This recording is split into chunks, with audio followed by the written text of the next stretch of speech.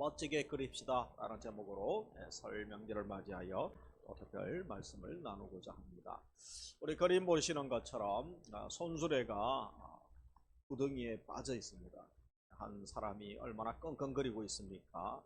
수레가 제대로 굴러가야 되는데 또 구덩이에 빠지면 나오기가 참 힘든 것이죠.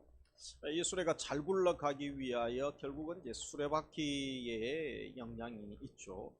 수레바퀴가 두 가지 조건이 만족되어져야 되죠. 하나는 그림 보시는 것처럼 각 테두리가 둥그러야 됩니다. 각 영역마다. 그래서 울퉁불퉁하면 그죠? 또 타이어가 제대로 굴러가지 못하죠. 그리고 또 한 가지는 웅덩이보다 타이어가 크면 됩니다. 여러분 대형 차들 뭐 20톤 30톤짜리 차들 타이어가 얼마나 큽니까? 사람 키보다 크죠. 그런 웅덩이가 별것이 아니죠. 작은 타이어는 또 붕덩 빠지게 되는 것이죠. 그래서 마치 우리 인생과 같습니다. 우리 신앙생활 할 때 수레바퀴 여호와 그림, 앞에 그림, 수레바퀴 여호와 그림을 보시면 중요한 게 뭡니까? 축이죠.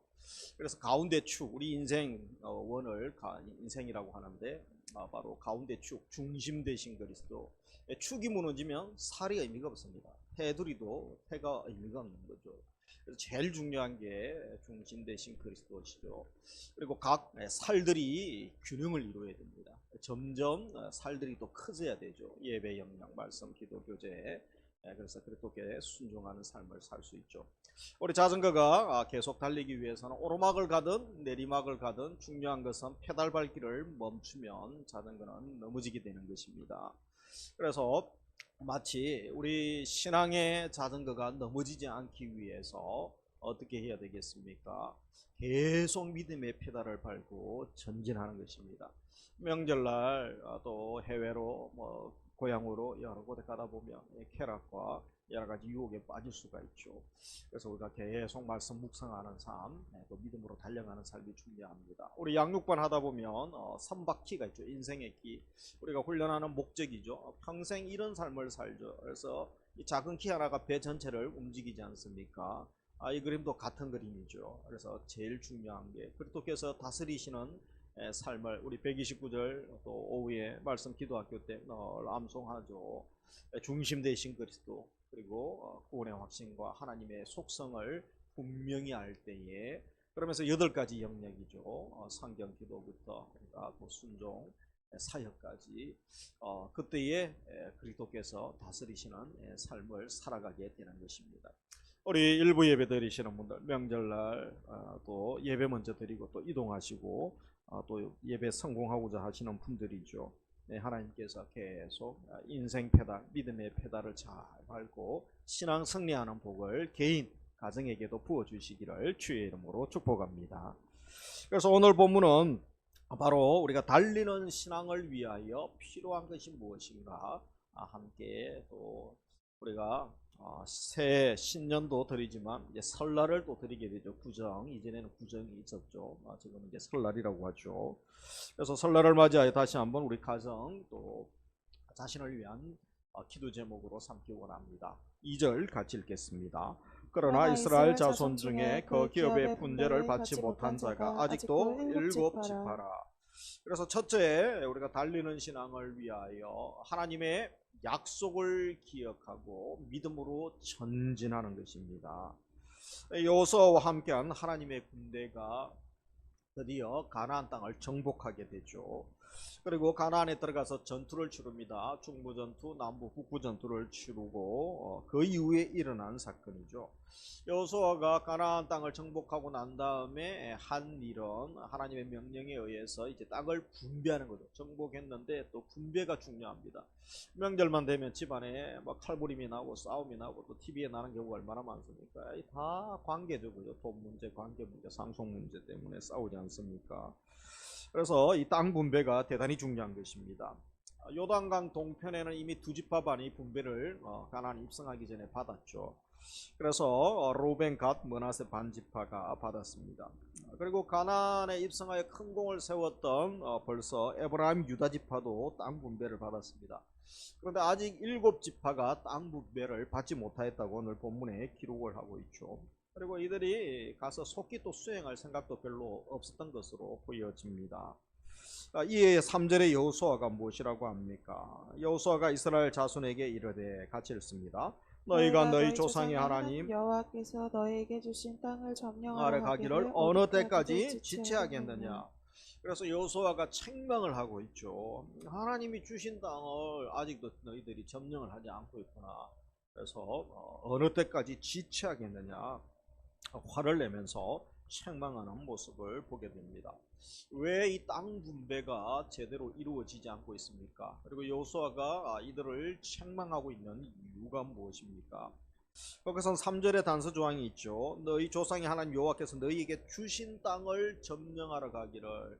그래서 주신 땅을 점령하러 가기를, 이것을 통하여 주실 땅이 아니죠. 이미 너희에게 주셨다라고 기록을 하고 있는 것입니다. 하나님이 가나안 땅을 이미 너희들에게 다 주었는데 너희들은 아직 모르고 있다는 거죠. 하나님이 주신 것을 모르거나 다른 이유 때문에 망각하고 있는 것이죠. 그들은 이미 분배를 받았습니다. 그리고 약속을 이미 받았죠. 아브라함 때부터 받았고 모세 때 또 이삭 때 계속 하나님이 가나안을 이스라엘 기업으로 주셨음을 약속해 주셨죠. 그러면서 출애굽기 6장 4절에 보면 아브라함, 이삭, 야곱에게 하신 말씀이 뭡니까? 가나안 땅 곧 그들이 거류하는 땅을 그들에게 주기로 그들과 언약하였더니, 이 말씀을 이들이 망각하고 있었던 것입니다.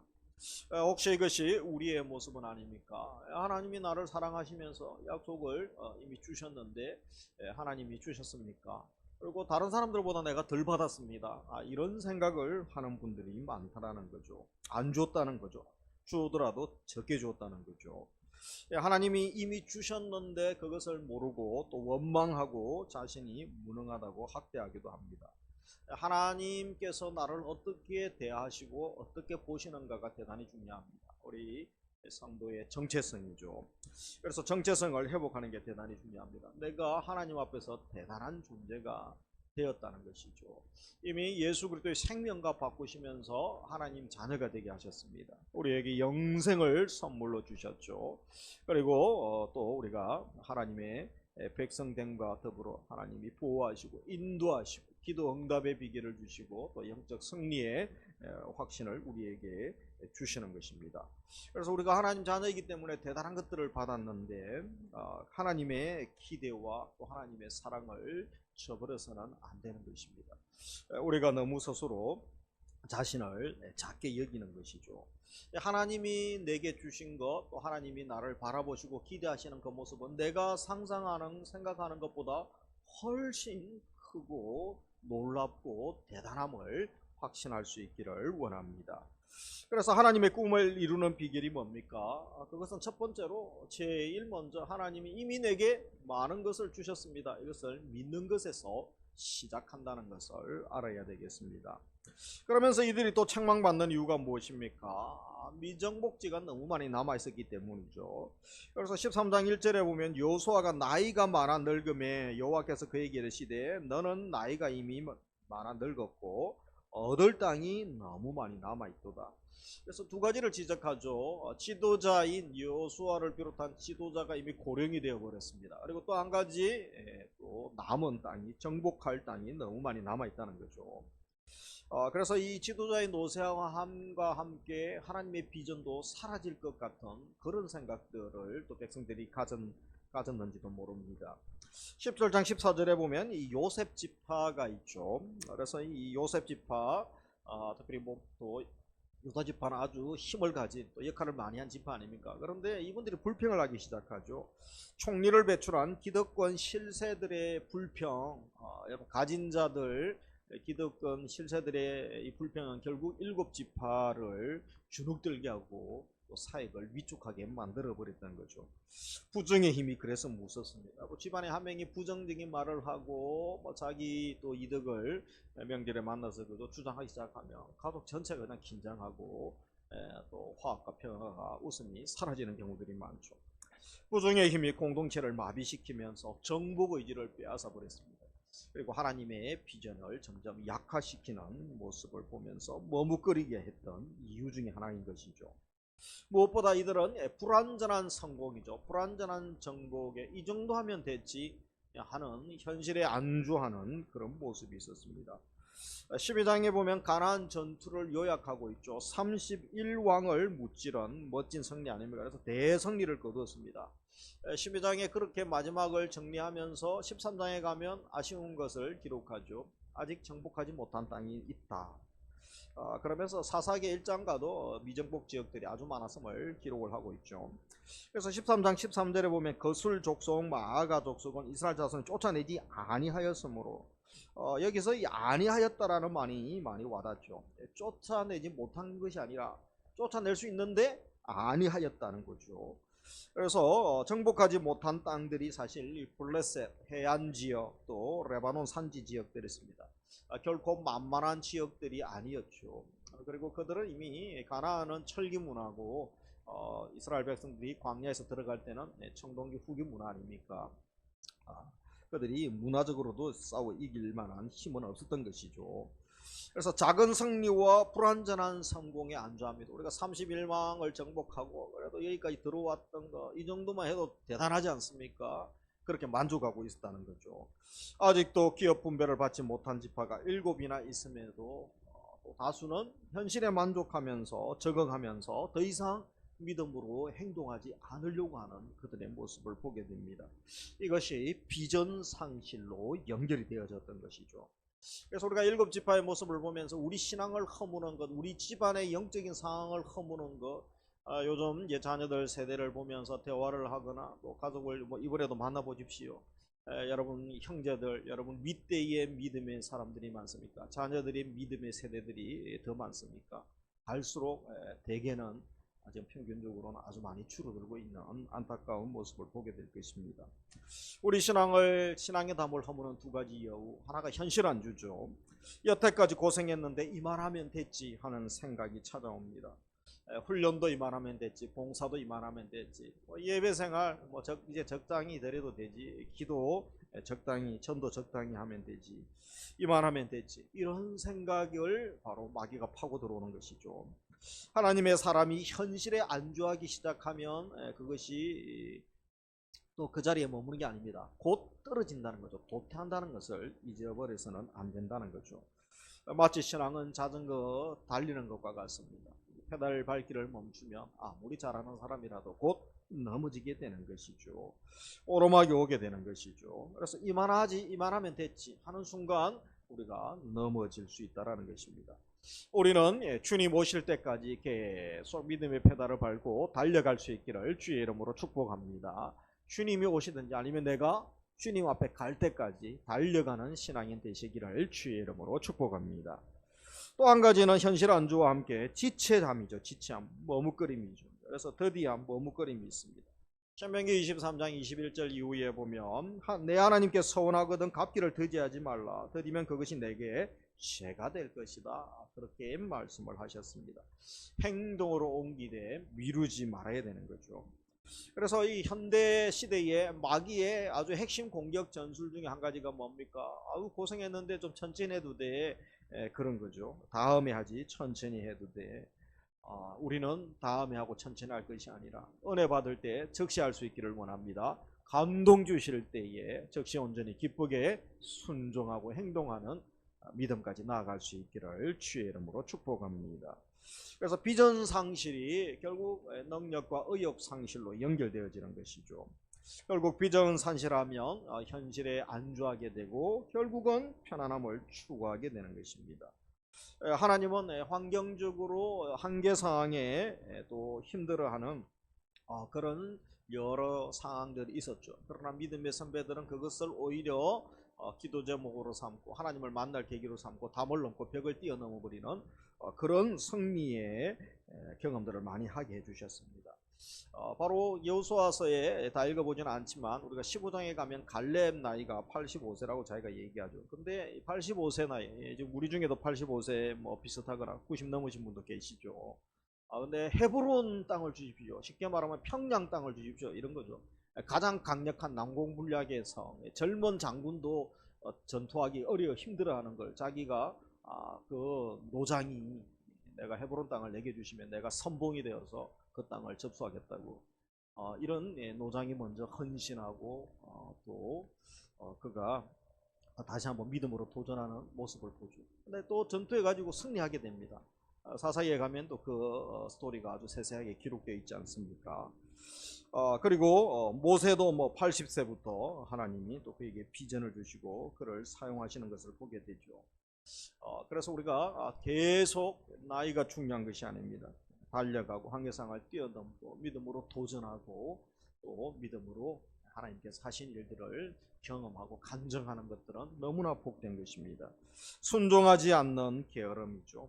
편안함을 추구하라는 게으름이 계속 우리를 공격하고 이만하면 됐지. 또 한 가지 무서운 게 뭡니까? 대다수가 그렇게 하고 있지 않습니까? 10명 중 8, 9이 하면 좀 유행입니다. 트렌드입니다. 당신이 지금 시대에 뒤처지고 있습니다. 그래서 동성애, 엄란한 것들, 동거 문화들, 또 거짓 문화, 각종 중독, 마약, 온갖 대표적인 거, 엄란한 것들, 오감을 즐겁게 하는 것들에 당신도 푹 빠져보지 않으시겠습니까? 그렇게 사람들은 유혹하죠. 그들의 이야기가 그런 이야기죠. 드라마, 영화, 또 여러 가지 또 유흥들을 즐기죠. 그런 것들이 다 속삭이고 있는 것입니다. 우리가 분별해야 되는 거죠. 부지런히 열심을 품고 주님을 섬겨야 합니다. 또 한 가지 행복, 성공, 편안함이 내 인생의 목적이 아니라는 것이죠. 하나님의 영광, 하나님의 나라, 하나님의 평강을 위하여 내가 헌신하고 달려가는 삶이 복된 삶이요 아름다운 또 주님이 기뻐하시는 삶인 줄 믿습니다. 그리고 두 번째로 크게 달리는 신앙을 위하여 비전을 품고 구체적으로 실행하는 삶이죠. 우리 4절에 보시면 같이 읽습니다. 너희는 각 지파에 세 사람씩 선정하라. 내가 그들을 보내리니 그들은 일어서서 그 땅에 두루 다니며 그들의 기업에 따라 그 땅을 그려가지고 내게로 돌아올지라.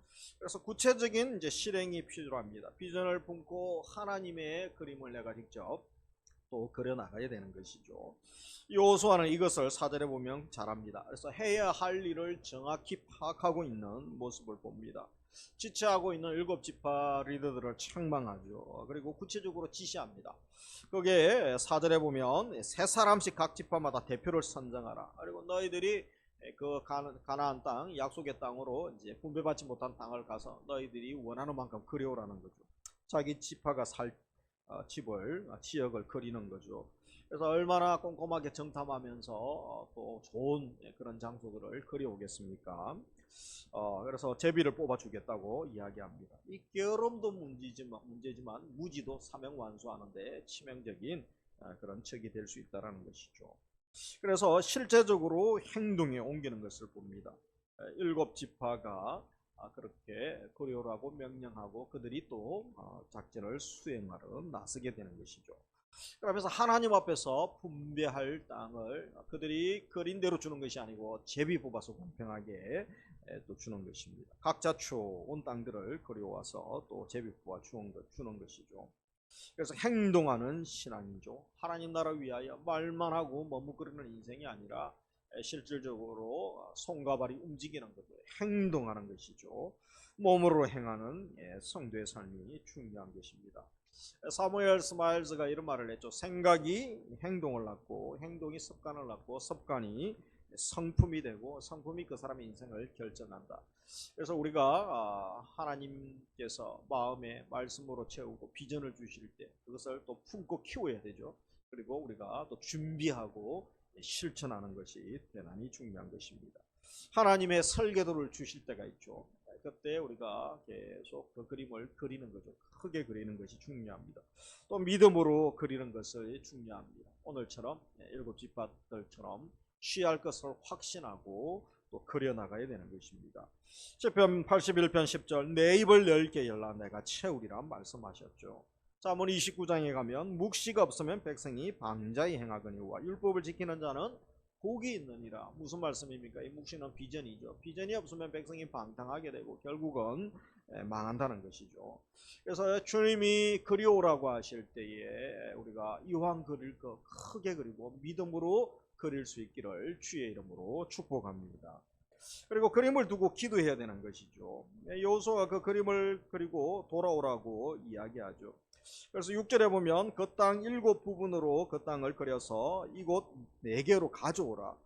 그러면 내가 여기서 너희를 위하여 갇혔습니다. 우리 하나님 여호와 앞에서 제비를 뽑으리라. 그래서 하나님 앞에서 여호와 앞에서라는 말씀이죠. 내가 아무리 그림을 그려도 그 결제는 결국 누가 하십니까? 하나님이 해주셔야 되는 것이죠. 그래서 하나님 앞에 우리가 인생 설계도 또 믿음의 사역의 설계도들을 그린 후에 기도합니다. 하나님이 결제해 주시고 하나님의 뜻 가운데 하나님의 시간 가운데 이루어 주옵소서 간구할 수 있는 것입니다. 고아의 아버지 조지 물류는 큰 그림이 있었습니다. 그의 큰 그림은 무엇입니까? 3,000명의 고아들을 잘 굶지 않게 하는 거죠. 그리고 잘 양육하는 것입니다. 여러분 한두 명 맡아서 키우는 것도 어려운데 수천 명의 고아들을 어떻게 키우겠습니까?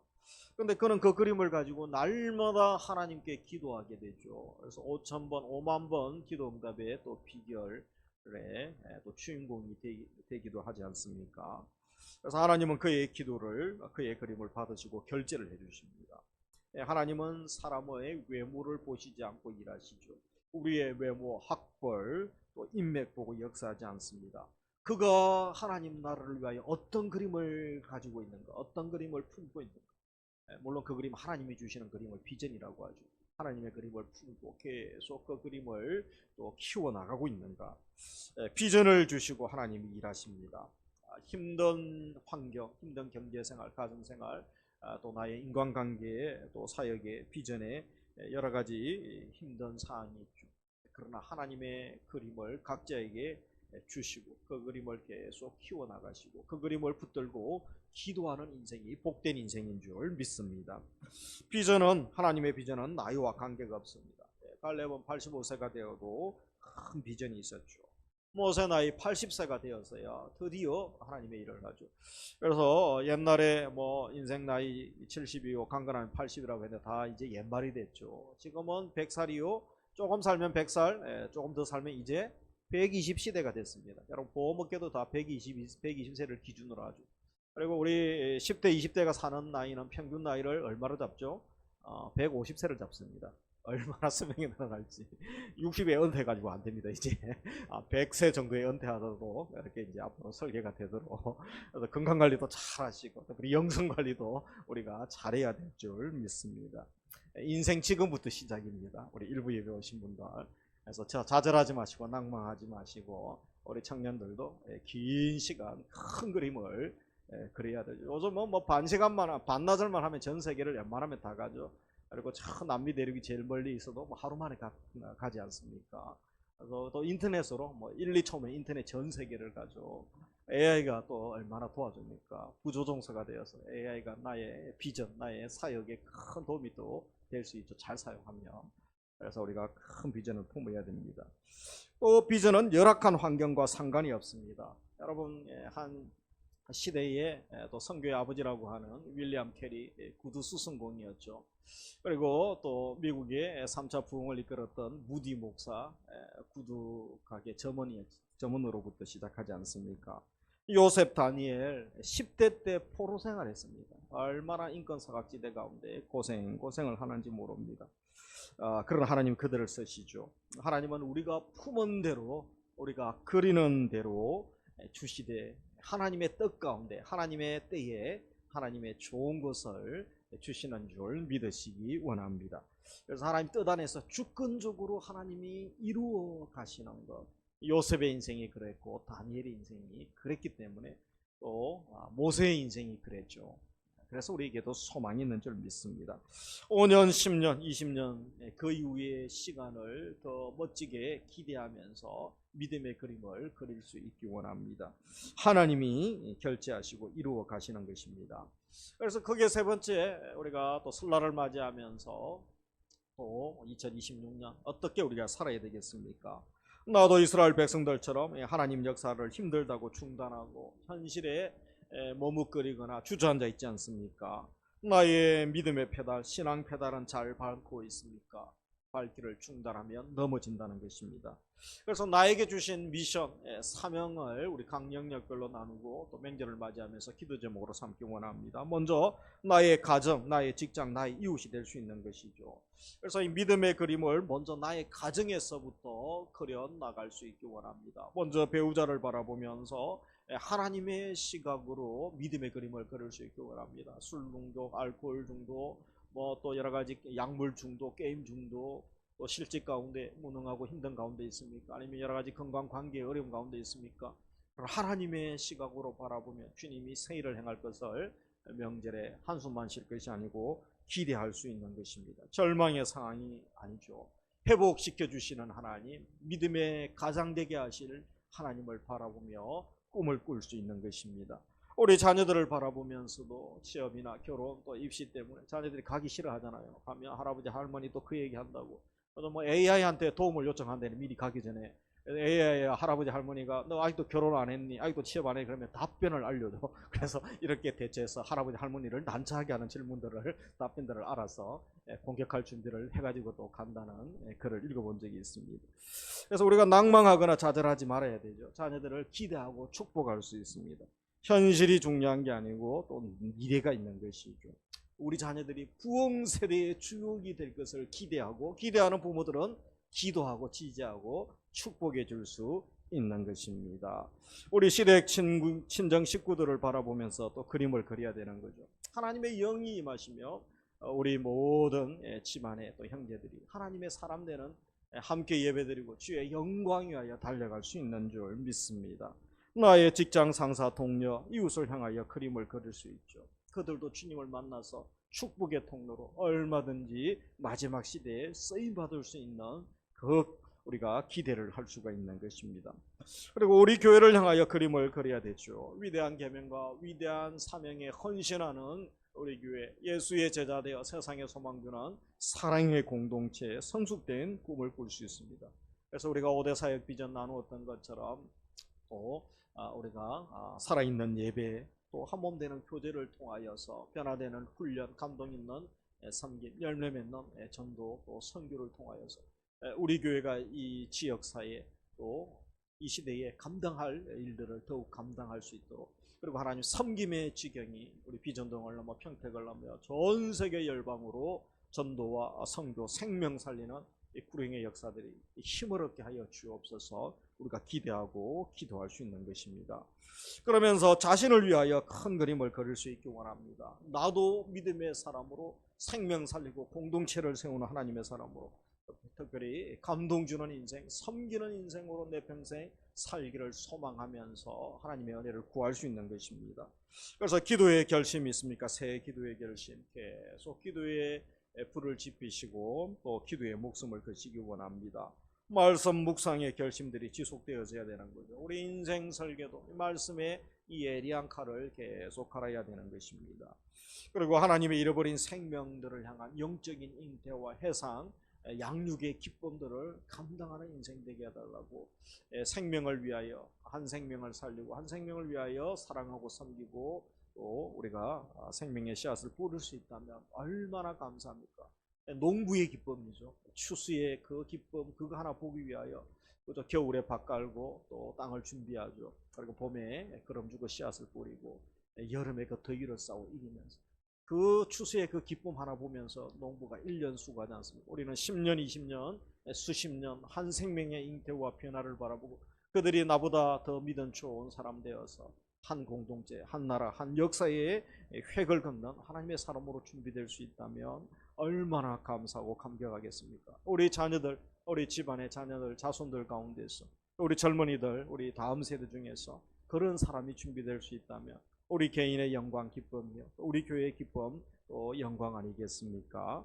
그래서 말씀을 맺습니다. 새해에 현실에 안주하고 머뭇거리는 인생이 아니라 주님이 나에게 주신 비전을 발견하고 또 생명의 약속을 붙들고 우리가 여호수아가 7지파에게 명령하고 함께 격려하고 함께 또 주의 나라를 이루고 하나님의 땅을 또 저들이 분배받아서 힘있게 주의 나라를 이루었던 것처럼 믿음의 아름다운 전진이 또 한 주간 명절을 맞이하여서 우리도 승리하시고 귀한 만남 가운데 예수 사랑자라고 함께 예배드리고 뿐만 아니라 올해에도 믿음의 아름다운 전진과 열매를 주시기를 주님의 이름으로 축복합니다. 기도